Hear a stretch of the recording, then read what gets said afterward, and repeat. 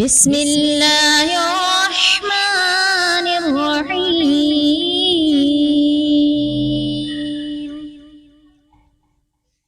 یا ایہا الناس اتقوا ربکم الذی خلقکم من نفس واحدہ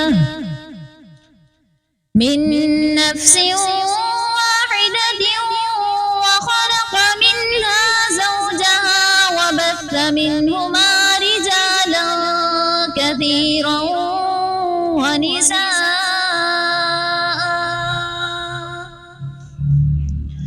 واتقوا الله الذي تساءلون به والأرحام إن الله كان عليكم رقيبا وآتوا اليتامى أموالهم ولا تتبدلوا الخبيث بالطيب ولا تأكلوا أموالهم إلى أموالكم إنه كان حوبا كبيرا وإن خفتم ألا تقسطوا في اليتامى فانكحوا ما طاب لكم من النساء مثنى وثلاث ورباع فإن خفتم ألا تعدلوا فواحدة أو ما ملكت أيمانكم ذلك أدنى ألا تعولوا وآتوا النساء صدقاتهن نحلة فإن طبن لكم عن شيء منه نفسا فكلوه هنيئا مريئا. نحمده ونصلي على رسوله الكريم اما بعد فاعوذ بالله السميع العليم من الشيطان الرجيم بسم الله الرحمن الرحيم رب اشرح لي صدري ويسر لي امري واحلل عقدة من لساني يفقهوا قولي رب زدني علما رب زدني علما رب زدني علما اللهم انفعني بما علمتني وعلمني بما ينفعني وزدني علما الحمد للہ علی کل حال واعوذ باللہ من حال اہل النار آمین ثم آمین۔ سورۃ نساء جو کہ مدنی سورت ہے، اللہ رب العزت نے اس سورۃ نساء کے حوالے سے اس کے اندر احکامات جو نازل کیے ہیں وہ عورت کے متعلق زیادہ تر ہیں۔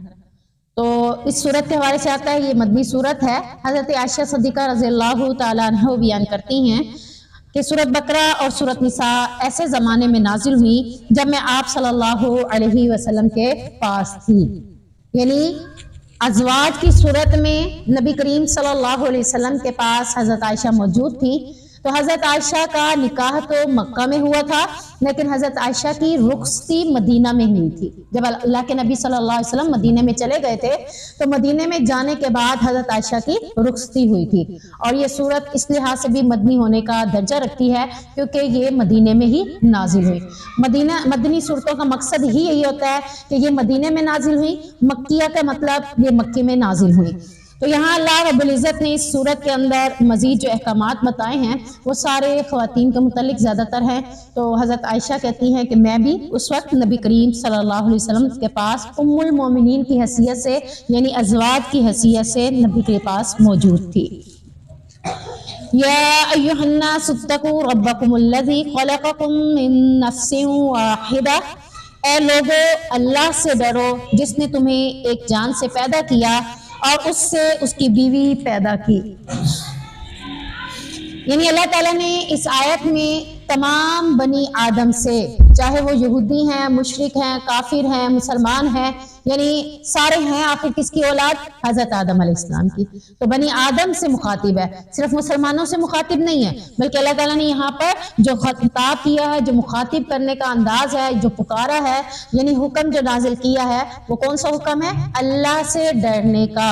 اور اللہ سے ڈرنے کے لیے اللہ تعالیٰ نے الناس کا لفظ استعمال کیا کہ تمام لوگ, چاہے وہ کافر ہیں, یہودی ہیں, مشرک ہیں, مسلمان ہیں, منافق ہیں, سب کو اللہ مخاطب کر کے کہہ رہا ہے اللہ سے ڈر جاؤ. کیوں ڈرنا ہے اللہ تعالیٰ سے؟ کیونکہ اللہ ہی وہ ذات ہے جس نے کل کائنات کو تشکیل دی. اللہ کی ذات ہی ہے جس کے سامنے دنیا میں بھی ہم نے جواب دہ ہونا ہے اور آخرت میں بھی اس کے سامنے کھڑے ہو کر اپنے اعمال کا حساب و کتاب دینا ہے. وہی رب ہے جو انسان کو پیدا بھی کرتا ہے, وہی رب ہے جو انسان کو روزی بھی دیتا ہے, وہی رب ہے جو انسان کو خوشیاں بھی دیتا ہے, وہی رب ہی ہے جو انسان کو غم دے کر غموں سے نکالتا ہے. ہم یہ نہیں کہہ سکتے کہ اگر میں دنیا کی زندگی میں دنیا کے ساتھ زندگی بسر کروں گی تو ہمیشہ خوش رہوں گی, اگر میں نے دین پر عمل کرنا شروع کیا تو میرے سے خوشی چھین لی جائے گی یا میں اکیلے افسردہ رہ جاؤں گی. بلکہ یاد رکھیں خوشی اور غمی کا تعلق اللہ کی ذات کے ساتھ ہے کہ اللہ جب چاہتا ہے انسان کو خوشی اور فراوانی دے دیتا ہے, اور جب چاہتا ہے اس کو غم اور تکلیفیں دے کر آزمائشیں دیتا ہے, اور پھر اس میں سے نکالتا بھی وہی رب ہے. تو انسان اپنے اختیار میں ہمارے کچھ بھی نہیں ہے. میں کہوں کہ اگر میں دین پر عمل کر لوں گی تو مشکلات آئیں گی, قطعاً ایسی بات نہیں ہے. دنیا میں ایسے کتنے لوگ پڑے ہیں جو کہ دنیا دار, امیر اور ہائی طبقہ لیول ہونے کے باوجود بڑی پریشانیوں میں, مصیبتوں میں گھرے ہوئے ہیں. اللہ نے ان کے اوپر یہ آزمائشیں بھیجی ہیں.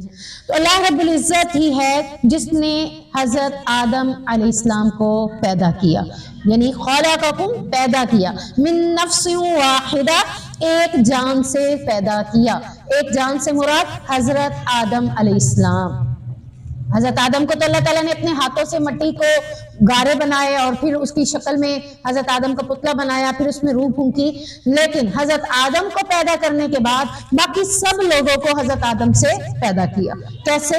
کیونکہ حضرت آدم کی جو بیوی اللہ رب العزت نے پیدا کی تو وہ کیا کیا؟ وَخَلَقَ مِنْهَا زَوْجَهَا, اسی کے اندر سے, حضرت آدم کے اندر سے ہی اللہ تبارک و تعالیٰ نے ان کی زوج یعنی ان کی بیوی کو پیدا کیا. اب ان کی زوج سے یعنی کہ ان کی زوج کو ان کے اندر سے کیسے پیدا کیا, اس کے حوالے سے ہم احادیث دیکھتے ہیں. اللہ نے تو قرآن میں یہ کہہ دیا کہ میں نے حضرت آدم سے ہی ان کی بیوی اما حوا کو بنایا. تو ہم حدیث میں دیکھتے ہیں کہ کیسے اللہ تعالیٰ نے بنایا. تو سب سے پہلے حضرت آدم علیہ السلام کے بارے میں دیکھتے ہیں کہ آپ صلی اللہ علیہ وسلم نے فرمایا روز محشر لوگ حضرت آدم علیہ السلام کے پاس جائیں گے, کہیں گے اے آدم آپ انسانوں کے باپ ہیں, یعنی ہمارا شجرہ نسب آخرکار جا کر کہاں ملے گا؟ حضرت آدم علیہ السلام کے ساتھ. تو انسانوں کے باپ کون ہے؟ حضرت آدم علیہ السلام. اور آپ کو اللہ نے اپنے ہاتھ سے بنایا تھا, یعنی یہ شرف صرف حضرت آدم کو حاصل ہے کہ اللہ تبارک و تعالیٰ نے اپنے ہاتھ سے حضرت آدم علیہ السلام کو پیدا کیا. تو یہاں دو باتیں پتہ چلتی ہیں کہ انسانوں میں سے جس انسان کو اللہ نے اپنے ہاتھ سے بنایا وہ حضرت آدم علیہ السلام ہے. دوسری بات یہ پتہ چلتی ہے کہ اللہ کے ہاتھ ہیں, اللہ کے ہاتھ ہیں. اللہ کے ہاتھوں کا ذکر آ گیا. کہیں قرآن میں اللہ نے پنڈلی کا ذکر کیا ہے, کہیں ہاتھ کا ذکر کیا ہے, تو کہیں چہرے کا ذکر کیا ہے. تو یہ سب کچھ اللہ رب العزت کے ساتھ ہیں. لیکن کیسے ہیں ہم اس کے بارے میں یہ نہیں کہہ سکتے کہ میرے جیسے انسانوں جیسے ہاتھ ہیں, نہیں. انسانوں جیسی سوچ ہے, نہیں. جس نے ان سب کو بنایا وہ ان سب سے اعلیٰ اور برتر ہے. تو اللہ رب العزت نے حضرت آدم کو اپنے ہاتھ سے بنایا. اب حضرت آدم کی بیوی کے حوالے سے ہم حدیث میں دیکھتے ہیں آپ صلی اللہ علیہ وسلم نے فرمایا عورت کو پسلی سے پیدا کیا گیا ہے, یعنی یہ جو سائڈ پہ ہوتی ہے جسے ہم پسلی کہتے ہیں, حضرت آدم کی اسی پسلی سے حضرت اما حوا کو بنایا گیا. اور پسلی میں سے سب سے ٹیڑھا حصہ اوپر کا ہوتا ہے. آپ دیکھ لیں یہ سیدھی نہیں ہے سائڈ, اگر آپ دیکھیں تو اس میں خم ہے. اگر آپ کو ایسے سمجھ نہیں آتا تو آپ اپنی قمیض کی کو اٹھا کے دیکھ لیں, قمیض کی شیپ آپ کو نظر آتی ہے نا کہ یوں کر کے ہوتی ہے, یعنی آپ کی فٹنگ جو ہوتا ہے, انداز جو ہوتا ہے اس میں ٹیڑھا پن ہوتا ہے نا, بالکل سیدھا بخیا نہیں ہوتا. وہ ٹیڑھا پن کیوں ہوتا ہے؟ کیونکہ ہماری جسامت میں وہ ٹیڑھا پن موجود ہے. تو اللہ تعالیٰ کیا کہہ رہا ہے کہ پسلی, اللہ کے نبی فرما رہے ہیں کہ پسلی میں سے سب سے ٹیڑھا حصہ اوپر کا حصہ ہوتا ہے. سو اگر تم اسے سیدھا کرنا چاہو گے تو توڑ بیٹھو گے. بعض چیزیں ایسی ہوتی ہیں جو ٹیڑھی ہوتی ہیں، انسان کہتا ہے اسے سیدھا کروں سیدھا کروں سیدھا کروں، سیدھا کرتے کرتے وہ سیدھی تو نہیں ہوتی لیکن ٹوٹ جاتی ہے۔ تو یہاں بھی یہی بتایا جا رہا ہے کہ پسلی میں سے حضرت اماں حوا علیہ السلام کو پیدا کیا ہے، اگر اس کو تم سیدھا کرو گے تو کہیں وہ سیدھی تو نہیں ہوں گی لیکن وہ ٹوٹنے کا خدشہ ہو سکتا ہے۔ اگر اس سے فائدہ اٹھانا چاہو تو اسی طرح فائدہ اٹھاؤ گے کہ اس میں برابر ٹیڑھا پن ہوگا، یعنی عورت ٹیڑھی پسلی سے پیدا کی گئی ہے تو اس میں اگر ٹیڑھا پن ہے تو اس کو اسی طرح سے فائدہ اٹھاؤ، اس کے اس ٹیڑھ پن کو سیدھا کرنے کی کوشش نہ کرو۔ تو اللہ تعالیٰ نے عورت کا حسن ہی ٹیڑھا ہونے کی وجہ سے رکھا ہے۔ بعض چیزیں سیدھی اچھی لگتی ہیں، بعض چیزیں تھوڑی سی جھکی ہوئی اچھی لگتی ہیں، بعض خم والی اچھی لگتی ہیں۔ تو اللہ تعالیٰ نے عورت کو جو حسن دیا ہے وہ اسی ٹیڑھے پن کی وجہ سے۔ اگر انسان بالکل سیدھا ہوتا، کہیں سے کوئی اس کی شیپس نہ ہوتی تو اس کا وہ حسن نہ ہوتا، جس کی وجہ سے اللہ تبارک و تعالیٰ نے اس کے اندر کشش اور حسن رکھ دیا ہے۔ عورت اپنے آپ کو مرد کی نسبت زیادہ خوبصورت سمجھتی ہے، تو اس کی وجہ کیا ہے؟ کیونکہ مرد اتنا زیادہ ٹیڑھا اس کا نہیں ہے سیٹ اپ، جتنا عورت کے اندر اللہ تعالیٰ نے شیپس میں یہ سب چیزیں رکھ دی ہیں۔ وَبَثَّ مِنْهُمَا رِجَالًا كَثِيرًا وَنِسَاءً، آدم اور ہوا دونوں بن گئی۔ اب ہمیں پتہ چل گیا حضرت آدم کیسے پیدا ہوئے، حضرت اماں ہوا کیسے پیدا ہوئی۔ اب اگلی نسل کیسے بنی، یعنی ہم کیسے آئے دنیا میں، تو اس کا ذکر کرتے ہوئے اللہ تعالیٰ کہہ رہا ہے پھیلایا میں نے انہی میں سے مرد اور عورتوں کو، یعنی حضرت آدم اور اماں ہوا میں سے اللہ رب العزت نے آگے نسل چلائی۔ بہر یہ کسی کتاب میں تو موجود نہیں ہے، یہ مختلف روایات میں ملتی ہیں کہ حضرت اماں اور حوا کے پھر یعنی میاں بیوی ہونے کی وجہ سے ان کے بچے پیدا ہوئے۔ ظاہری بات ہے کوئی اور فیملی نہیں تھی، جیسا کہ ہمارے ہاں ہے کہ لڑکا اور لڑکی یعنی بہن بھائی کی شادی نہیں ہو سکتی، ایسے ہے نا، ایک ہی ماں سے بچے پیدا ہوں گے تو ان کی آپس میں شادی نہیں ہو سکتی، وہ کیا ہوں گے؟ بہن اور بھائی ہوں گے۔ تو یقین حضرت اماں ہوا کے بچوں کے ساتھ کوئی دوسرا بچے تو نہیں تھے، کوئی دوسری دنیا تو نہیں تھی، کوئی دوسرے لوگ موجود نہیں تھے۔ تو سننے میں یہ آتا ہے، روایات کے اندر، یہ حدیث نہیں ہے، روایات ہیں، روایات غلط بھی ہو سکتی ہیں، صحیح بھی ہو سکتی ہیں، جیسے آپ کی بات میری بات فلاں کی بات فلاں کی بات، تو ایسے ہی روایات میں لوگوں کی باتیں ملتی ہیں کہ حضرت اماں اور حوا کے بچے پیدا ہوتے تھے، صبح 2 بچے پیدا ہوتے تھے، شام کو 2 بچے پیدا ہوتے، ایک لڑکی اور ایک لڑکا ہوتا، صبح والے بچوں کی شادی شام والے بچوں کے ساتھ کر دی جاتی تھی، یعنی آپس میں نہیں ہو سکتی تھی۔ صبح کے 2 بچے جو ہوتے یا پھر ایک ٹائم میں جو 2 بچے پیدا ہوتے یا دوسرے ٹائم میں، یہ کنفرم نہیں ہے کہ واقعتاً ایسا ہوتا تھا، یہ ایک روایات میں ہے۔ تو یہ بھی ہو سکتا ہے 1 دن بعد بچے پیدا ہو، 1 سال بعد بچے پیدا ہو، یہ اس کے بارے میں کوئی تحقیق سے کوئی بات ثابت نہیں آئی، لیکن روایات میں ملتا ہے کہ ان کی پھر آپس میں شادی ہو جاتی تھی، صبح والا لڑکا اور شام والی لڑکی کے ساتھ، شام والے لڑکے کا صبح والی لڑکی کے ساتھ، یعنی نیکسٹ بچوں کا پہلے والے بچوں کے ساتھ نکاح ہو کر رجالن کثیرا ونساء، پھر اس طریقے سے آگے نسلیں بڑھی۔ اسی طرح اللہ تعالیٰ نے لوگوں کو پھیلایا، اور پھر ان پھیلانے میں سے اللہ نے کسی کو گورا بنا دیا، کسی کو کالا بنا دیا۔ یہی سے ہی حابیل اور قابیل کی لڑائی شروع ہوئی تھی نا، کہ حابیل خوبصورت تھا قابیل کی نسبت، اور حابیل کے ساتھ پیدا ہونے والی جو اس کی بہن تھی وہ بھی زیادہ خوبصورت تھی قابیل کی نسبت، قابیل کے ساتھ پیدا ہونے والی، تو یہی سے اختلاف ہوئے تھے۔ تو بہرحال یہاں سے آتا ہے کہ پھر انہی میں سے اللہ نے لوگوں کو پھیلایا، کلر دے کر بھی، رنگ دے کر بھی، نسل دے کر بھی، اور پھر مختلف بولیاں بھی دے کر۔ پھر آگے کیا ہوا؟ اللہ نے مختلف قسم کی بولیاں بھی دے دی، کوئی اردو بولے، کوئی پنجابی بولے، کوئی سرائکی بولے، کوئی بلوچی بولے، تو کوئی پٹھانی بولے۔ تو یہ اللہ تعالیٰ نے یہ اسی طریقے سے کائنات کو پھیلایا، پٹھان ہو یا بلوچی ہو، سندھی ہو یا پنجابی ہو، سرائکی ہو، آپس میں ہمارا تعلق کیا ہے؟ ہم ایک ہی باپ کے سب اولاد ہیں، ٹھیک ہے نا، ہمارا شجرہ نسب حضرت آدم سے ملتا ہے۔ سو اس صورت میں ہم سب حضرت آدم کی اولاد ہیں، تو ہم سب آپس میں یہ بات بھول جائیں کہ وہ پنجابی ہے تو میں سرائکی، ہم سرائکی پنجابیوں میں شادی نہیں کریں گے، پنجابی سرائکی میں نہیں کریں گے، بلوچی پٹھان میں نہیں کریں گے، یہ ہم لوگوں کی اپنی باتیں ہیں۔ اللہ رب العزت نے اس چیز کے ساتھ کوئی تعلق نہیں رکھا۔ شادی کے لیے جو تعلق اللہ نے رکھا ہے، جو بات رکھی ہے، وہ یہی دیکھی ہے کہ سب سے پہلے تم دینداری کو ترجیح دو، اگر دینداری کو ترجیح دو گے تو دنیا بھی پالوگے اور آخرت بھی پالوگے، ورنہ اگر دنیا داری کو ترجیح دو گے تو نہ دنیا کے رہو گے نہ ہی آخرت کے رہو گے۔ تو یہ سب کچھ اللہ تعالیٰ نے کیسے پھیلایا؟ رجالاً کثیراً، یعنی مرد اور عورتیں جو پھیلی یا کائنات جو وجود میں آئی انسانوں کے ساتھ، تو وہ کس سے آئی؟ حضرت آدم اور اماں حوا سے۔ وَاتَّقُوا اللَّهَ الَّذِي تَسَاءَلُونَ بِهِ وَالْأَرْحَامَ، اور اللہ سے ڈرو جس کے واسطے سے تم ایک دوسرے سے سوال کرتے ہو اور رشتوں سے بھی۔ یعنی یہاں اللہ رب العزت نے دوبارہ اپنے سے ڈرنے کا حکم دے دیا ہے۔ کیوں؟ کیونکہ اللہ کی شان بہت بڑی ہے، اللہ اعلیٰ ہے، برتر ہے، تو اللہ رب العزت نے اپنا واسطہ دے کر عموماً انسان کو ایک دوسرے سے رحم و کرم کی درخواست کی۔ یعنی اللہ سے ڈرتے ہوئے تم ایک دوسرے کا خیال کرو، ایک دوسرے کے اوپر رحم کرو، ایک دوسرے کے اوپر شفقت کرو۔ کیوں؟ کیونکہ رحم کا مطلب کیا ہے؟ رحم نکلا ہے رحمان سے، رحمان کا مطلب کیا ہے؟ مہربان، اور رحم کا مطلب بھی مہربان۔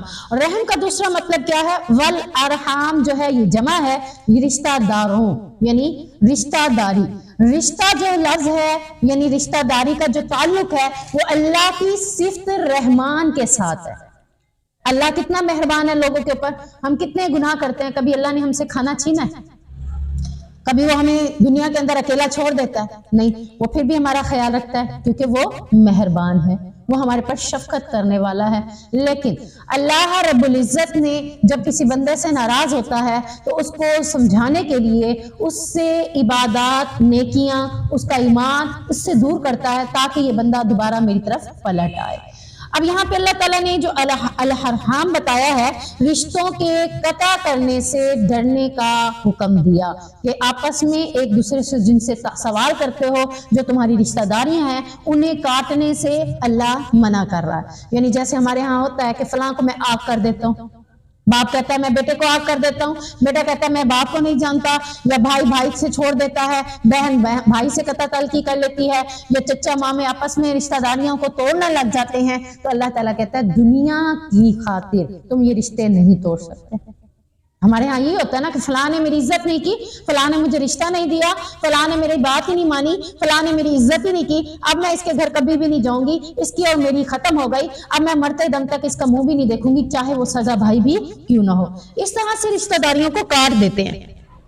تو اللہ تعالیٰ نے رشتہ داری کو کاٹنے سے منع کرتے ہوئے کہا کیونکہ رشتہ داری قطع کرنا بہت بڑا گناہ ہے، اور اللہ رب العزت کے پاس جب سوار اور جمعرات کو انسان کے اعمال پیش کیے جاتے ہیں، اللہ سب کا معاملہ کر دیتا ہے، لیکن ان دو شخصوں کا معاملہ نہیں کرتا جنہوں نے آپس میں قطع تعلقی کی ہوئی ہوگی۔ اور جب تک وہ قطع تعلقی کو صلہ رحمی میں نہیں بدلیں گے، اللہ رب العزت ان کے اعمال کا حساب و کتاب مؤخر کر دیتا ہے، چھوڑ دیتا ہے کہ جب تک یہ آپس میں صلح نہیں کر لیتے میں ان کے اعمال کا حساب و کتاب نہیں کرتا۔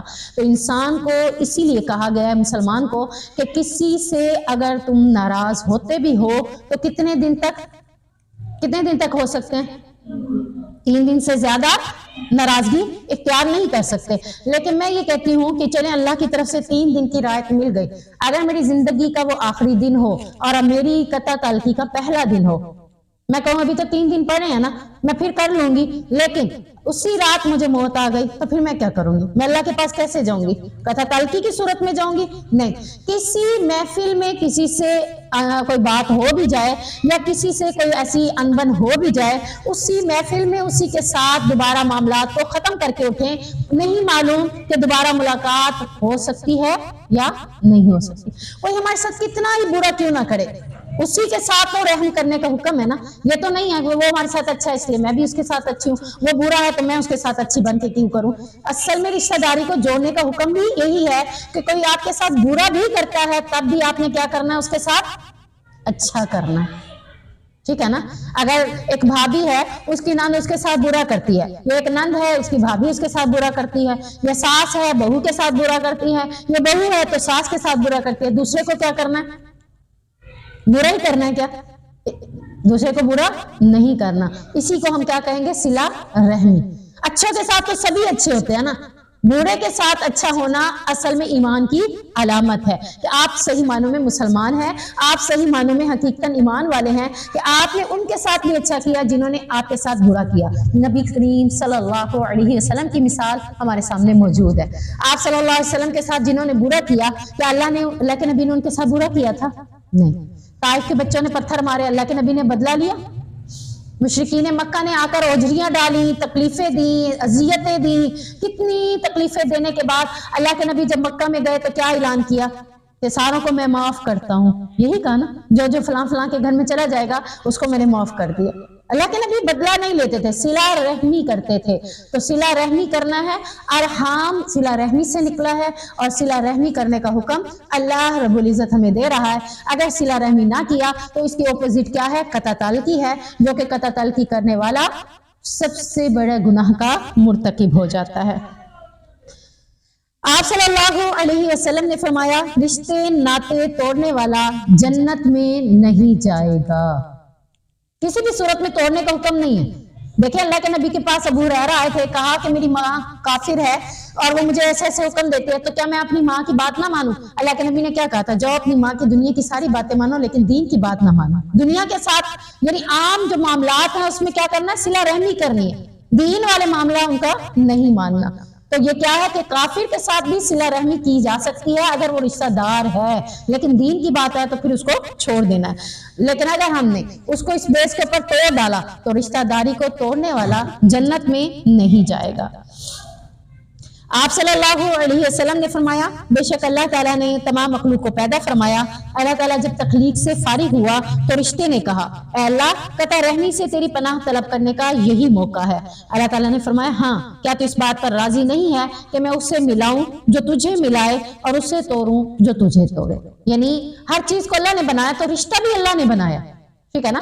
رشتہ کو جب اللہ نے بنایا تو اللہ سے رشتے نے کیا کہا؟ سوال کیا، اے اللہ تیری قطع رحمی سے تیری پناہ طلب کرتا ہوں۔ یعنی تو نے مجھے بنایا تو ہے، اب میری صفت ہے لوگوں کو جوڑنا، تو میں قطع رحمی سے تیری پناہ طلب کرتا ہوں۔ جیسے ہم کہتے ہیں شیطان سے پناہ طلب کرتے ہیں، ہم بھی تو کہتے ہیں نا، کیونکہ ہمیں پتہ ہے وہ ہمارا اپوزٹ ہے۔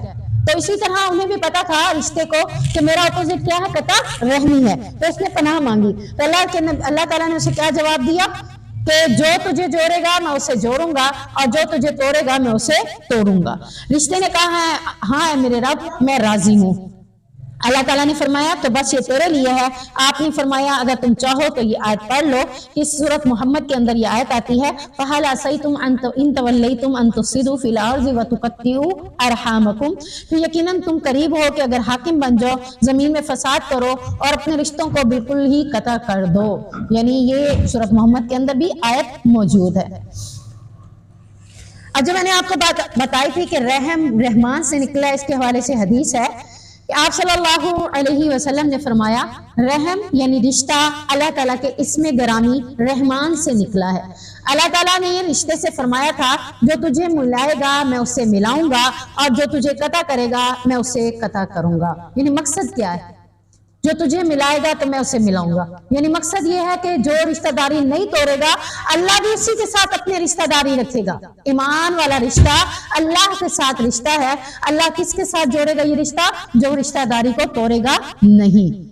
تو یہاں رشتہ داری کو جوڑنے کے حوالے سے مزید حدیث میں ہے کہ آپ صلی اللہ علیہ وسلم نے فرمایا، جو شخص یہ چاہتا ہو کہ اس کے رزق میں فراغی ہو اور اس کی موت میں تاخیر ہو تو اسے چاہیے صلہ رحمی کرے۔ اب دیکھیں کمانے سے رزق میں فراغی نہیں ہو رہی۔ ایک بندہ 24 گھنٹے بھی کماتا ہے اور ایک بندہ 3-4 گھنٹے میں کما کر آتا ہے۔ 3-4 گھنٹے والے کا رزق زیادہ ہے، 24 گھنٹے والے کا نہیں ہے۔ کیوں؟ کیونکہ اس نے اللہ کے حکموں کو پورا کیا ہے۔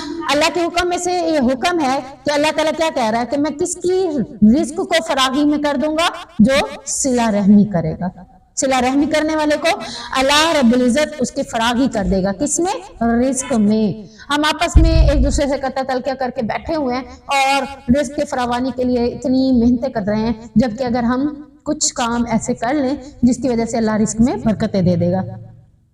کسی امام کا قول ہے شاید کہ 4 چیزیں انسان کے رزق میں فراغی کا باعث بنتی ہیں۔ نمبر 1 صبح شام کے اذکار کرنا، نمبر 2 صلہ رحمی کرنا، نمبر 3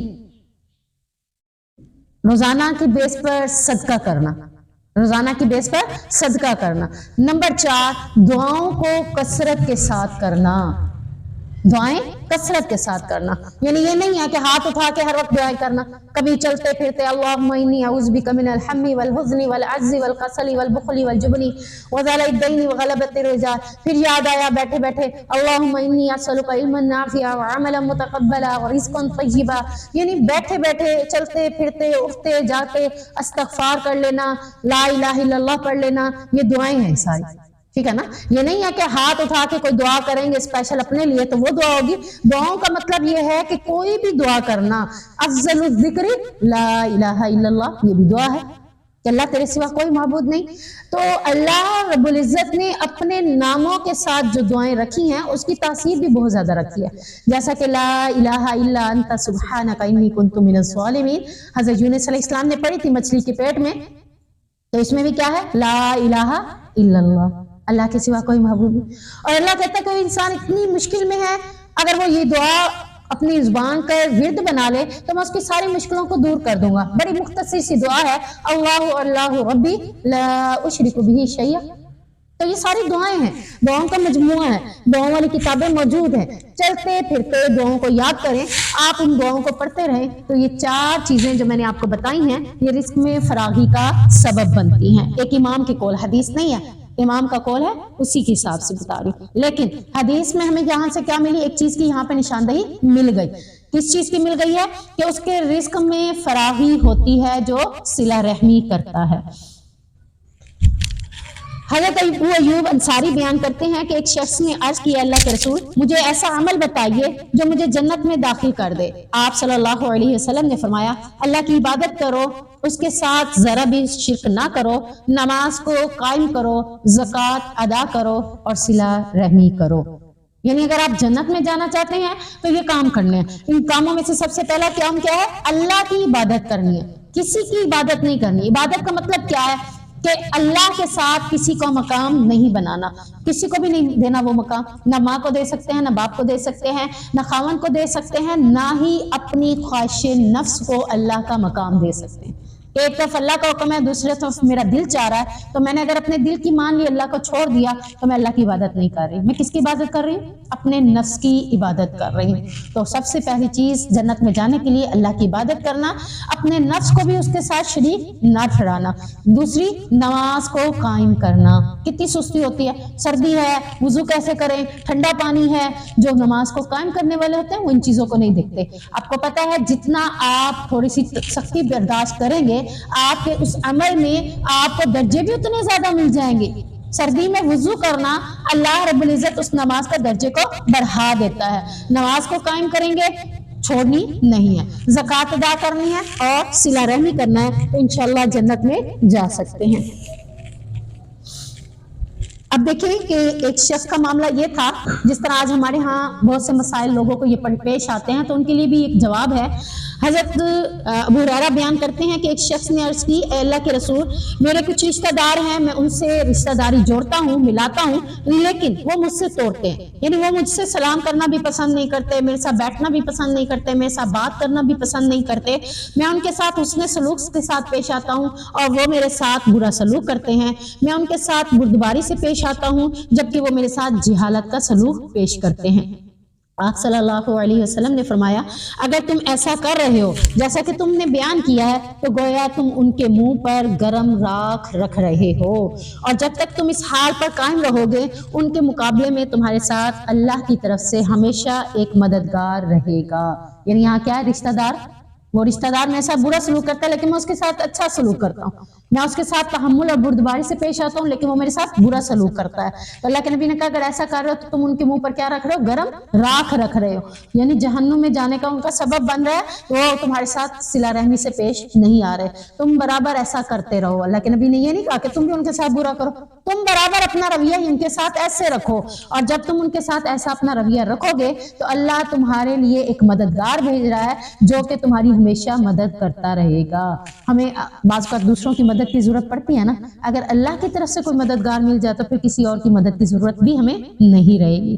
ان اللہ کان علیکم رقیبا، بے شک اللہ تعالیٰ وہ جو تم کر رہے ہو اسے دیکھ رہا ہے، اللہ سے کوئی عمل پوشیدہ نہیں ہے۔ تو اللہ تعالیٰ کیا کہہ رہا ہے کہ بے شک اللہ تم پر پورا پورا نگہبان ہے۔ نگہبان سے مراد کیا ہے؟ نگرانی کر رہا ہے، تمہارے اعمال کے اوپر نظر رکھے ہوئے ہے، اس کو کسی عمل کی بتانے کی ضرورت ہی نہیں ہے، وہ تو تمہارے تمام عملوں سے واقف ہے۔ ابو ہریرہ کہتے ہیں کہ رسول اللہ صلی اللہ علیہ وسلم نے حدیث جبرائیل میں فرمایا تھا، اللہ کی عبادت اس طرح کرو گویا کہ تم اسے دیکھ رہے ہو۔ اگر یہ کیفیت پیدا نہیں ہوتی تو یہ کیفیت بنا لو کہ پھر تم یہ سمجھو کہ وہ تمہیں دیکھ رہا ہے، یعنی تمہیں ایسے لگتا ہے کہ تم اسے نہیں دیکھ رہے تو پھر یہ کیفیت بنا لو کہ تمہیں وہ دیکھ رہا ہے، یعنی اس سے کیا ہے کہ اللہ ہمارے پر نگہبان ہے، وہ دیکھ رہا ہے۔ کہیں بھی بیٹھے ہیں، کسی بھی جگہ پر بیٹھے ہیں، کس نیت کے ساتھ بیٹھتے ہیں، اللہ سب نیتوں کو، سارے اعمالوں کو جانتا ہے۔ آگے ہے یتیموں کے مال اور یتیموں کے معاملات کے حوالے سے، وَآتُوا الْيَتَامَ أَمْوَالَهُمْ وَلَا تَتَبَدَّلُوا الْخَبِيثَ بِالطَّيِّبِ، اور یتیموں کو ان کے مال دے دو اور گندی چیز کو اچھی چیز کے عوض بدل کر نہ لو۔ اس وقت نبی کریم صلی اللہ علیہ وسلم کے دور میں جب جہاد کے لیے لوگ گئے تھے، غزوہ بدر میں تو فتح پا لی تھی، غزوہ احد ہم نے سورۃ آل عمران میں پڑھا تھا، اس وقت ان کو بہت زیادہ شکست کا سامنا بھی پڑا اور مسلمانوں کے 70 مسلمان شہید بھی ہو گئے تھے۔ جب 70 مسلمان شہید ہوئے تو ان کی بیوی بچے کیا ہو گئے؟ بیوہ ہو گئے اور یتیم ہو گئے۔ اب ان کی کفالت کنہوں نے کی؟ جو دوسرے صحابہ تھے وہ ان کی کفالت کر رہے تھے۔ اب یہ تربیت کی تو ضرورت ہر ایک کو ہوتی ہے، تو انہوں نے کیا کیا؟ یتیموں کے ساتھ کچھ لوگوں کا رویہ ٹھیک نہیں تھا، تو اللہ تعالیٰ نے یہ آیات نازل کر کے ان کو بتایا کہ اللہ تعالیٰ نے تمہیں حکم دیا ہے، کیا کیا؟ حکم، کہ جب یتیم بالغ ہو جائیں تو بطور امانت رکھا ہوا ان کا سارا مال پورا پورا ان کے حوالے کر دو، اس میں تھوڑی سی کمی بھی نہ کرو۔ پہلا حکم یہی ہے، وَآتُوا الْيَتَامَ، کہ یتیموں کے مال پورے کے پورے ان کو واپس کر دو۔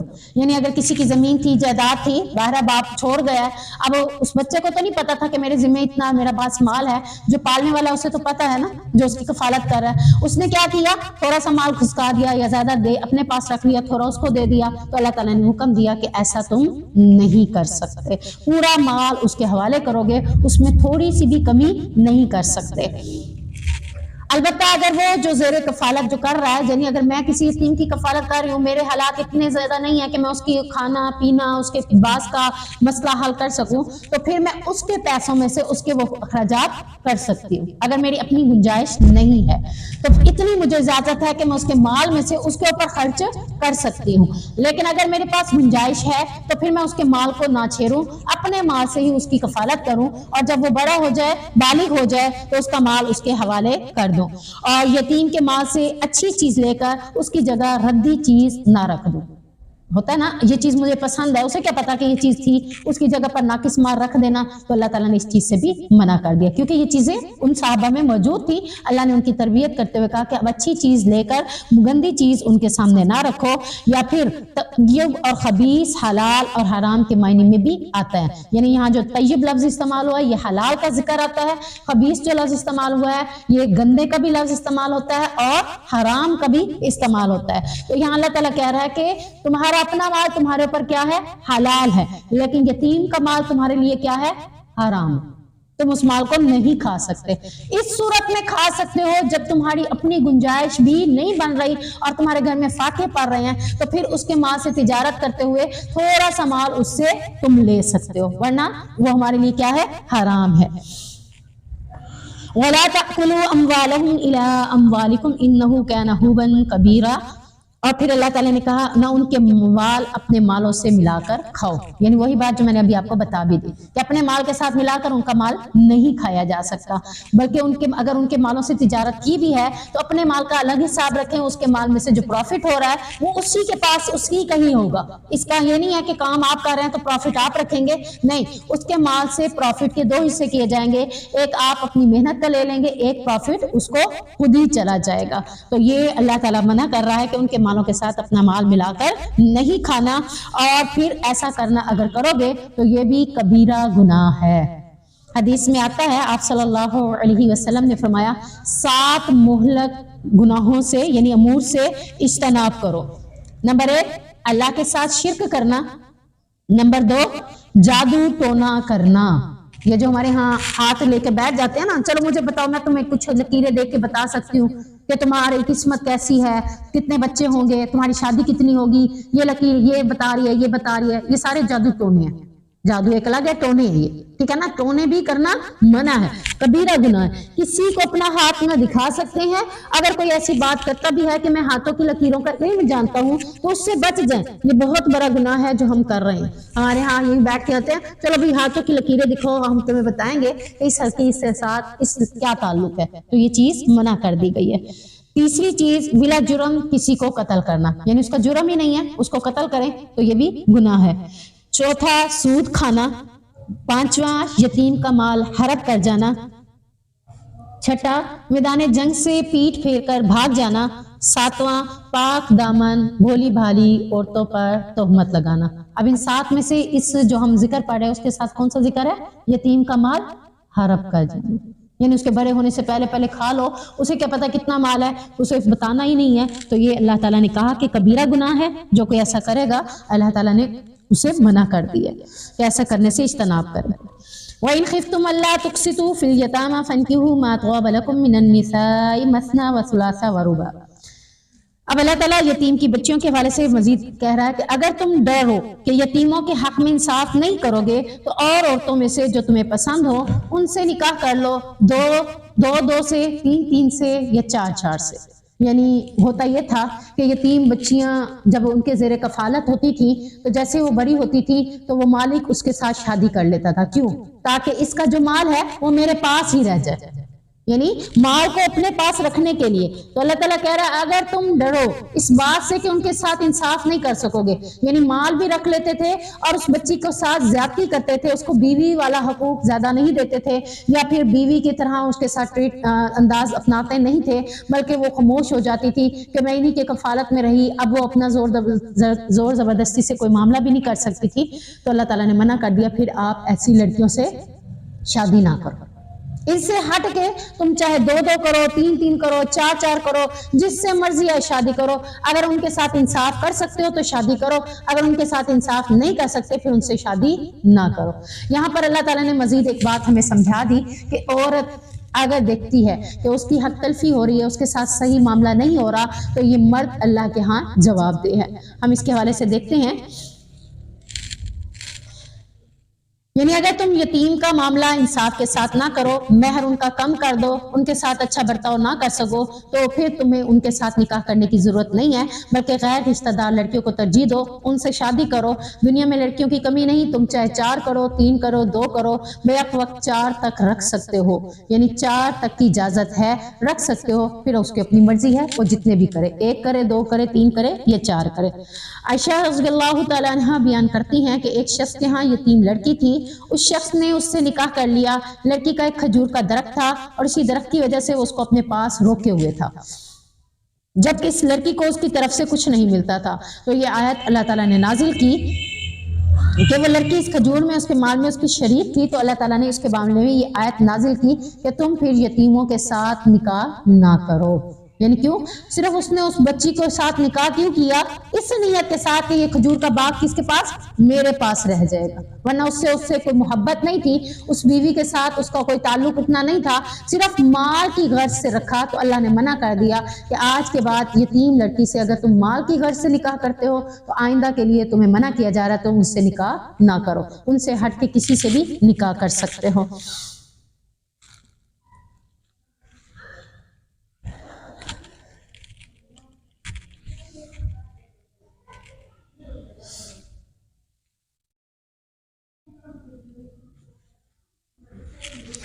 اب مرد کو اللہ تعالیٰ نے حکم دے دیا تھا کہ 4 شادیاں تک کر سکتا ہے، تو اس کی اپنے اوپر تھا کہ جو اس کی پہلے بیویاں موجود تھیں وہ بھی رکھے یا آگے مزید دوسری بیویاں کرے یا ان کو طلاق دے. یہ اللہ تعالیٰ نے مرد کے اوپر رکھ دیا، لیکن اللہ نے مرد کو یہ حکم نہیں دیا کہ یتیم کے ساتھ ناانصافی کر سکے. تو یتیم کے ساتھ ناانصافی سے اللہ نے منع کر دیا.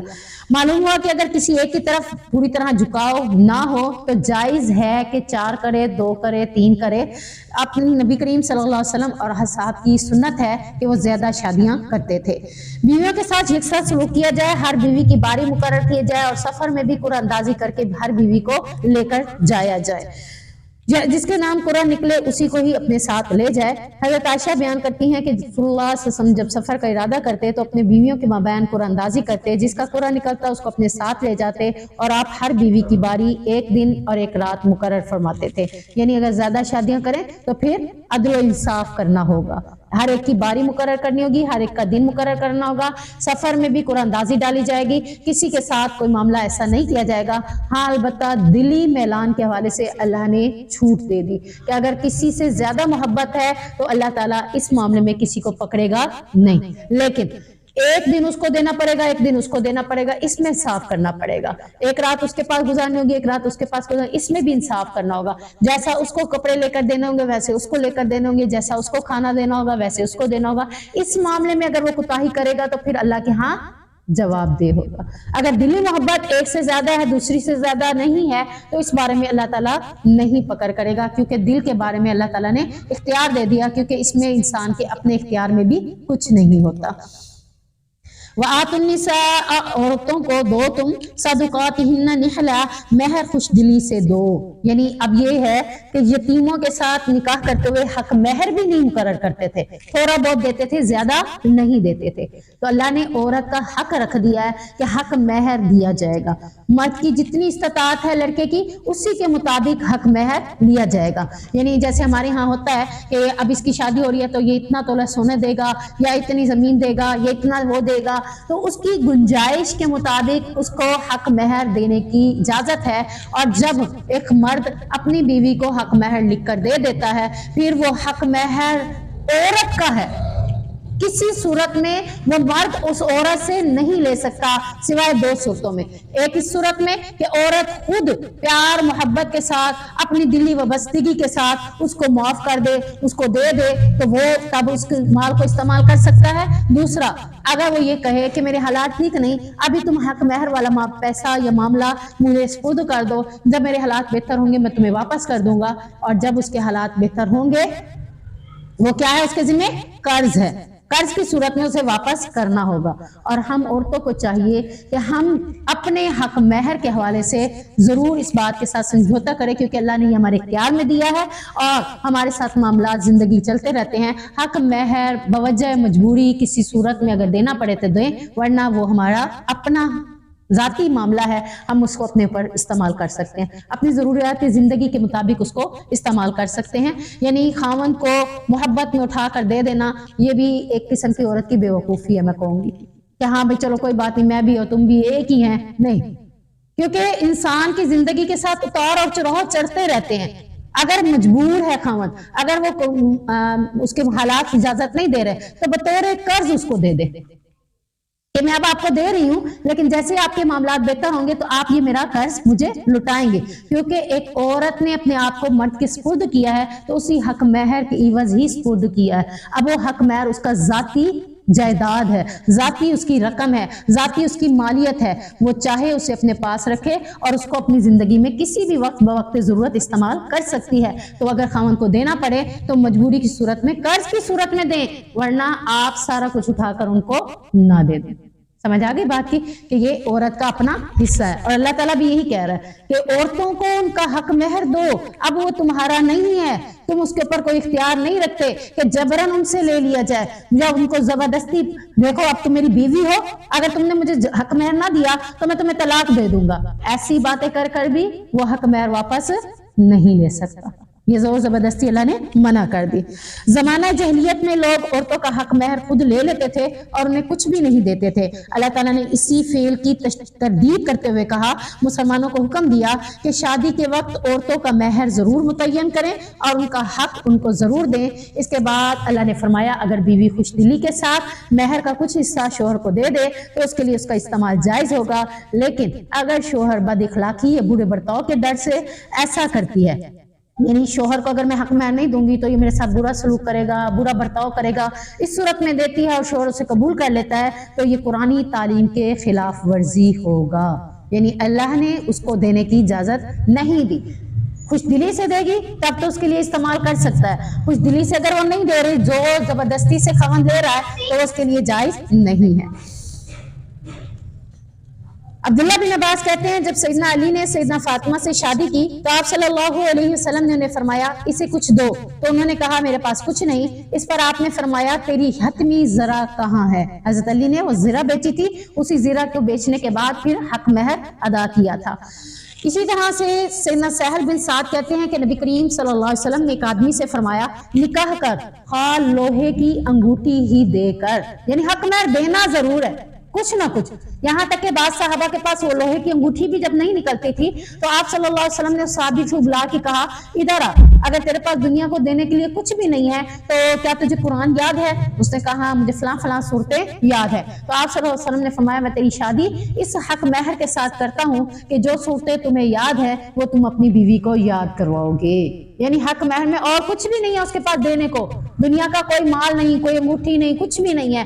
وہ تو اس وقت کے دور تھے نا جن کے پاس کھانے کو کچھ نہیں تھا، پہننے کو بھی ایک لباس ہوتا تھا، اب تو ہے نا، لیکن اس وقت کی بات ہو رہی ہے کہ اس وقت اگر کچھ بھی نہیں ہوتا تھا تو حق مہر میں کیا رکھتے تھے؟ قرآن پاک کی صورتیں نبی کریم صلی اللہ علیہ وسلم حق مہر میں رکھوا دیتے تھے۔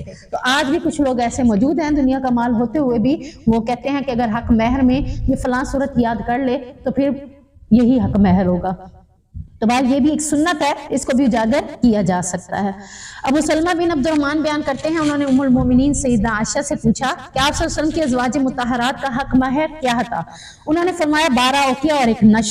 سیدنا عائشہ سے پھر سیدہ عائشہ نے پوچھا جانتے ہو نش کتنا ہوتا ہے؟ ابو سلمہ نے کہا نہیں۔ عائشہ نے فرمایا نصف اوقیہ اور یہ سارے 12 اوقیہ، یعنی 500 درہم بنتا ہے۔ یہ نبی کریم صلی اللہ علیہ وسلم کی اکثر ازواج مطہرات کا حق مہر یہی تھا۔ کسی کا 400 بھی تھا، کسی کو 600 بھی تھا، کسی کا 500 بھی تھا اور کسی کا 300 درہم بھی تھا، لیکن اکثریت زیادہ تر حق مہر 500 درہم ہی تھا۔ تو یہاں سے پتہ چلتا ہے کہ جتنی جس کی استطاعت ہے اسی کے مطابق اسے حق مہر دینا ہوگا۔ فَإِن طِبْنَ لَكُمْ عَنْ شَيْءٍ مِّنْهُ نَفْسًا فَكُلُوهُ هَنِيًّا مَرِيئًا، پھر اگر اس میں سے کچھ چیز تمہارے لیے چھوڑنے پر دل سے خوش ہو جائے، یعنی وہ عورت دل سے اس حق مہر میں سے کچھ دینے کے لیے خوش ہو جائے تو پھر تم کیا کر سکتے ہو؟ اس حال میں اسے خوشی خوشی لے کر استعمال کر سکتے ہو، ورنہ خوشی سے اگر نہیں دیتی تو وہ تمہارا لینا تمہارے لیے ناجائز ہے۔ تو یہاں اللہ رب العزت نے عورت کو بھی بہت بڑا سیفٹی اس کے ہاتھ میں پکڑا دی، کیونکہ زندگی کے کئی معاملات ایسے ہوتے ہیں جہاں پہ عورت کو ہوتا ہے کہ میرے پاس بھی کچھ ہوتا تو میں اپنی مرضی سے کچھ کر لیتی۔ کیا خیال ہے اگر آپ کے پاس ہو اپنا ذاتی مال تو آپ کا بھی دل کر سکتا ہے کہ کسی یتیم کی کفالت کر لیں، کسی غریب کو کھانا کھلا دے، کسی کے اوپر صدقہ کر لیں، کسی مسجد میں جا کر فنڈ دے دیں۔ اگر آپ کے ہاتھ میں ہوگا تو آپ کچھ کریں گے، اگر آپ کے ہاتھ میں خود کچھ نہیں ہوگا تو پھر آپ کچھ بھی نہیں کر سکتے۔ تو یہ کمال ہے جو اللہ تعالیٰ نے عورت کے سپرد کیا ہے، وہ اس کا بہترین نعم البدل کسی بھی صورت میں استعمال کر سکتی ہے۔ اور اسی طرح جب عورت کو وراثت میں جو رقم ملتی ہے اس کا بھی خاوند حقدار نہیں ہے کہ وہ وراثت کو کہے کہ مجھے دو میں استعمال کروں گا، نہیں، وہ عورت اپنی مرضی سے اس وراثت کے رقم کو، وراثت کے مال کو جیسے چاہے استعمال کر سکتی ہے۔ مرد اگر زور زبردستی سے وہ وراثت کا مال بھی لے گا تو تب بھی اس کے لیے جائز نہیں ہے۔ اللہ ہمیں سمجھنے اور عمل کرنے کی توفیق عطا فرمائے۔ سبحانک اللہم و بحمدک، اشہد ان لا الہ الا انت، استغفرک و اتوب الیک۔